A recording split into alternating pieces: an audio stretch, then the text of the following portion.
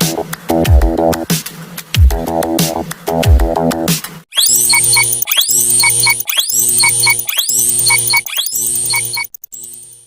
Friends, this is Rakesh, nurturing young entrepreneurs. आज का जो हमारा टॉपिक है वो बहुत ही इंपॉर्टेंट टॉपिक है। आज मैं बताने वाला हूं आपको 4 लॉज ऑफ सक्सेस के बारे में। Yes friends, laws of success यानी कि प्रिंसिपल्स ऑफ सक्सेस। पहले हमको ये ध्यान देना जरूरी है कि लॉ किसको बोलते हैं और रूल किसको बोलते हैं। रूल का मतलब नियम। नियम आज है, कल हो सकता नहीं रहेगा। बट लॉज मतलब कोई ऐसा फिक्स चीज जिसको हमको मानना ही पड़ेगा, right? Like law of gravitation.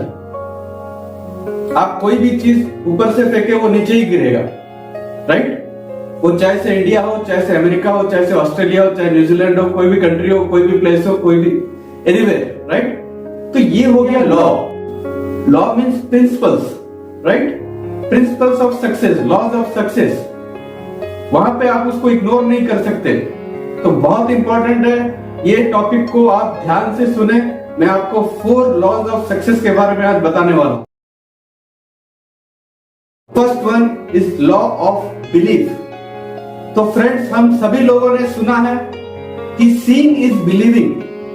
जो देखोगे तो विश्वास करोगे।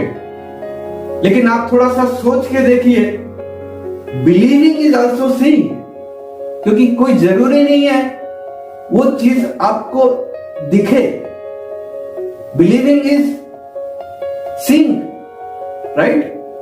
Faith is believing in the unseen. जो आपको दिख नहीं रहा उसके ऊपर आप विश्वास करते हैं। तो आप कोई भी चीज को शुरू करने से पहले, सक्सेस का रास्ता में जाने से पहले, कोई प्लान को फिक्स करने से पहले, ये बहुत इंपॉर्टेंट है कि आप उसके ऊपर बिलीव करें। आपका सपना है, ड्रीम है, लेकिन वो ड्रीम के ऊपर बिलीफ है कि नहीं आपका, राइट?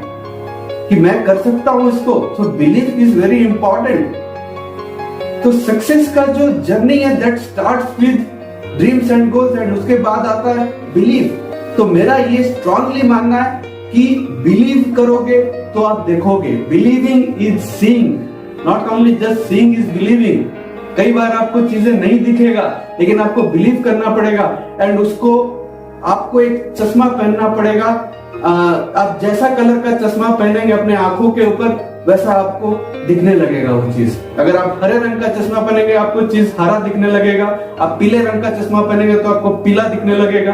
तो वो चश्मा का कलर क्या है, वही आपको बिलीफ ऐड करता है। तो आपका ड्रीम में आपको बिलीफ ऐड करना है। आपको बिलीफ, एक विश्वास ऐड करना है। And my dear friends, belief और फेथ में एक थिन लाइन डिफरेंस है।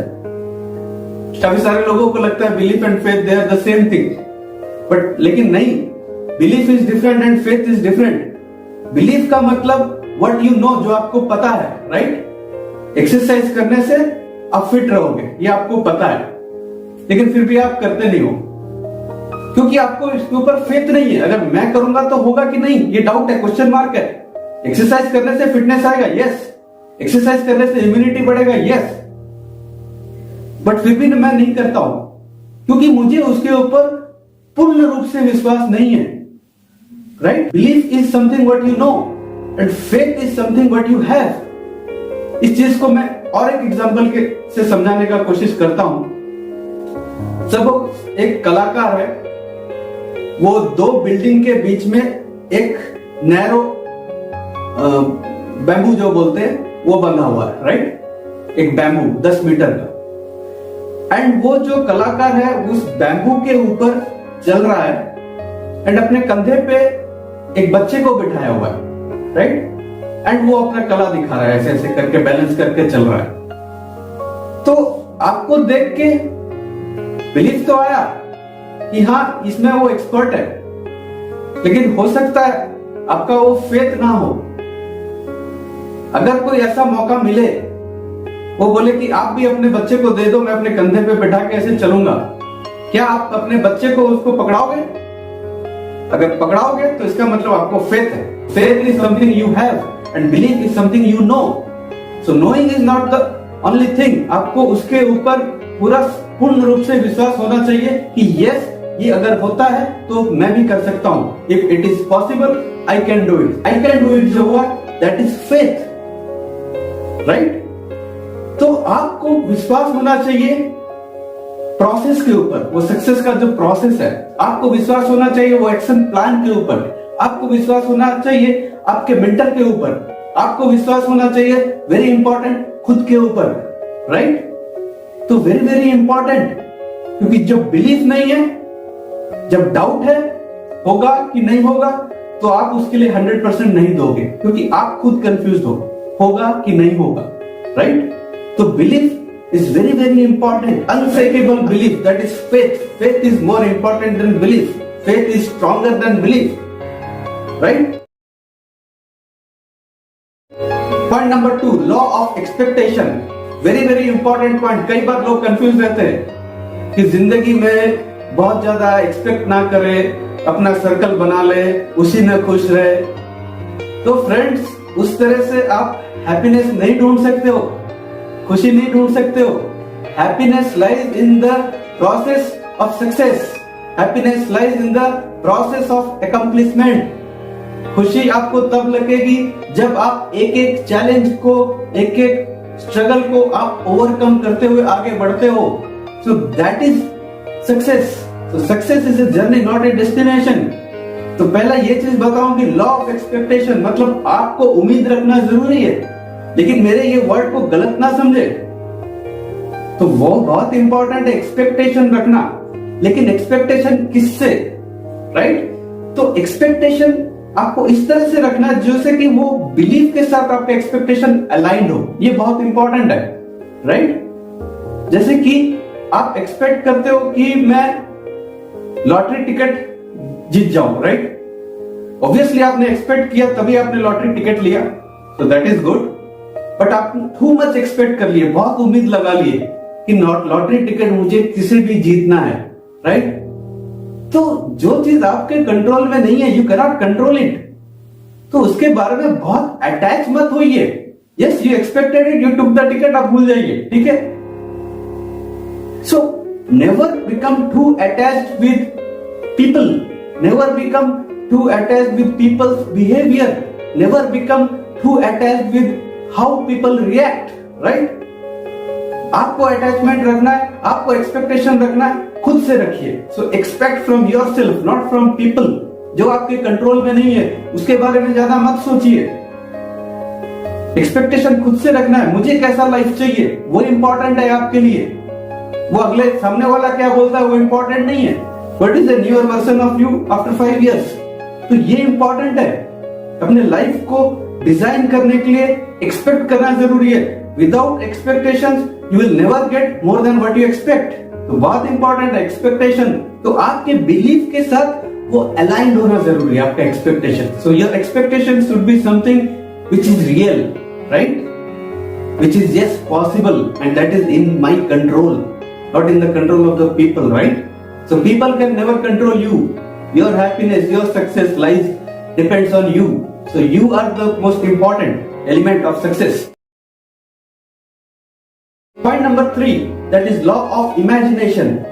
तो माय डियर फ्रेंड्स, हमने सभी लोगों ने सुना है कि हमारा ब्रेन का 2 हिस्सा रहता है, एक left side and right side. हम ये भी जानते हैं कि left side is our logical side of the brain and the right side is the creative side of the brain, या उसको बोलते हैं इमेजिनरी साइड। तो जो राइट साइड ब्रेन है वो बहुत पावरफुल रहता है। आपने देखा होगा कुछ लोग का मेमोरी पावर बहुत स्ट्रांग रहता है, जो मेमोरी एथलीट्स रहते हैं उनका मेमोरी पावर बहुत स्ट्रांग रहता है। So they exercise the right side of the brain, they can remember 100 words in 1 minute. कैसे होता है? That is power of imagination, that is law of imagination. तो सबसे पहले सक्सेस का ये सिद्धांत है कि जो आप चाहते हो, जैसा लाइफ को आप डिजाइन करना चाहते हो, यू आर द आर्किटेक्चर, आपको डिजाइन करना है, यू आर द डिजाइनर। तो सबसे पहले आपका लाइफ का डिजाइन आपका माइंड में बनना जरूरी है। आपको इमेजिन करना है कि आपको कैसा लाइफ चाहिए, फिर उसके बाद वो रियलिटी में कन्वर्ट होगा धीरे धीरे धीरे, उसके ऊपर आप एक्शन करोगे, राइट। तो कोई भी पिक्चर 2 बार बनता है, पहले इमेजिनरी रहता है उसके बाद रियल रहता है, राइट।